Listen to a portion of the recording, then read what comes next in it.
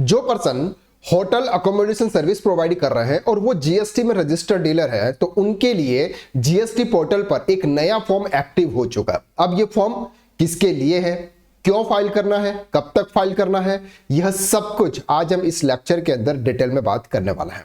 अगर आप hotel industry run कर रहे हैं या फिर आप एज ए अकाउंटेंट वहां पर वर्क कर रहे हैं, तो यह वीडियो आपके लिए सबसे इंपॉर्टेंट वीडियो है।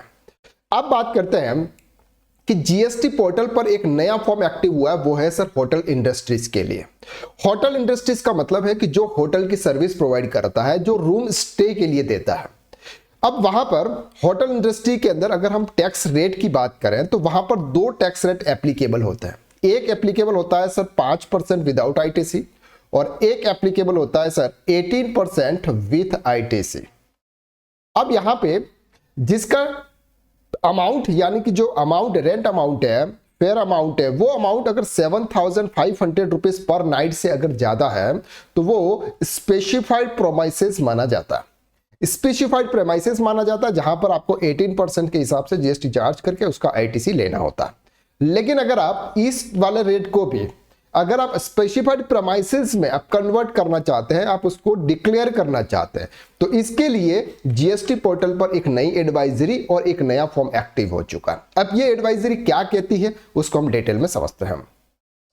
अब सर यहां पर ये जो एडवाइजरी मतलब रिलेवेंट डिक्लेरेशन जो इश्यू हुआ था वो 5/2025 में हुआ था। ये बोलता है sir 16 January 2025 notification number 16 January 2025 are now made available electronic on the GST portal. पहले क्या था सर, ऑफलाइन आपको फॉर्म फिल करना था, लेकिन अब जीएसटी पोर्टल पर इसको इलेक्ट्रॉनिकली आप फाइल कर पाएंगे। क्या है, अगर कोई रेगुलर टैक्स पेयर है जो होटल अकोमोडेशन की सर्विस प्रोवाइड कर रहा है, वो ये फॉर्म फिल कर सकता है। किसके लिए सर, स्पेसिफाइड प्रेमाइसेस के लिए। एप्लीकेशन फॉर न्यू रजिस्ट्रेशन, अगर कोई पर्सन नया रजिस्ट्रेशन ले रहा है वो भी फिनेंशियल ईयर 26-27 के लिए अभी से डिक्लेरेशन फॉर्म वो फिल करके ये बता सकता है कि मेरी ये जो प्रॉपर्टी है स्पेसिफाइड प्रॉपर्टी है और मैं इस पर आईटीसी लूंगा। The facility is not available for the composition taxpayer, TDS TCS taxpayer, SEZ developer, casual taxpayer और cancellation registration। अब बात करते हैं कि सर कौन सा फॉर्म आपको फिल करना है। तो यहां पर आपको दो एनेक्सर है, एनेक्सर 7 और एनेक्सर 8। एनेक्सर 7 जो फॉर्म है, ये फॉर्म है जो ऑलरेडी जीएसटी में रजिस्टर्ड है। अब वो अपनी जो भी प्रेमाइसेस है उस प्रेमाइसेस को अगर वो स्पेसिफाइड प्रेमाइसेस में डिक्लेयर कर रहे हैं, कन्वर्ट कर रहे हैं, तो ऐसे केसेस में उनको फॉर्म फिल करना है सर एनेक्सर 7। और जो न्यू रजिस्ट्रेशन ले रहे हैं, अभी फिलहाल में जो नया रजिस्ट्रेशन ले रहे हैं, वो ही साथ में फिनेंशियल ईयर 26-27 के लिए अगर वो अपनी प्रेमाइसेस को स्पेसिफाइड में कन्वर्ट कर रहे हैं तो उनके लिए एनेक्सर 8 फाइल करना होगा।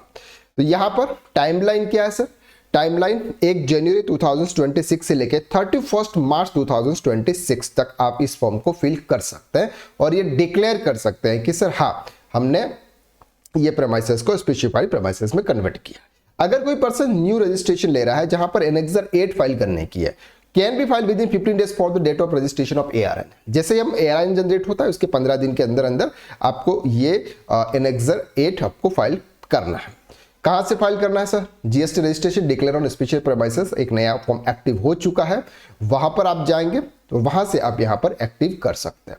अब इंपॉर्टेंट क्या है सर, यहां पे maximum 10 premises can be selected in one declaration. एक बार में आप 10 प्रेमाइसेस को आप सेलेक्ट कर सकते हैं। अगर इससे ज्यादा प्रेमाइसेस हैं तो आप एडिशनल डिक्लेरेशन में भी फाइल रिमेनिंग प्रेमाइसेस, उसके लिए आप एडिशनल डिक्लेरेशन भी वहां पे कर सकते हैं।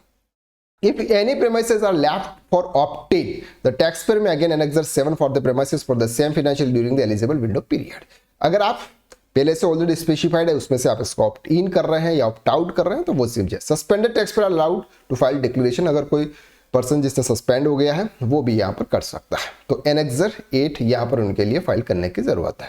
तो डाउनलोड आप यहाँ से कर सकते हैं, declaration of specified premises, separate reference number generate for each declare premises. तो ये पूरी डिटेल्स आपके आ जाएगी सर आपके मेल और एसएमएस पे। तो ये किसके लिए है, फिनेंशियल ईयर 26-27 जो पूरे साल के लिए। अगर आपने एक बार अगर उसको डिक्लेयर कर दिया तो फिर से दोबारा उसको बार बार फॉर्म फिल करने की जरूरत है आपको नहीं पड़ेगी। और इसको आप फाइल करेंगे सर 31 मार्च 2026 तक।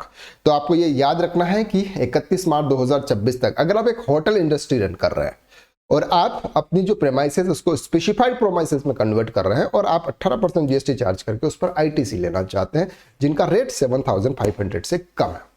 तो यह वीडियो आपके लिए था। तो आज के लिए बस इतना। नेक्स्ट वीडियो में फिर मुलाकात करते हैं, तब तक के लिए थैंक यू सो मच।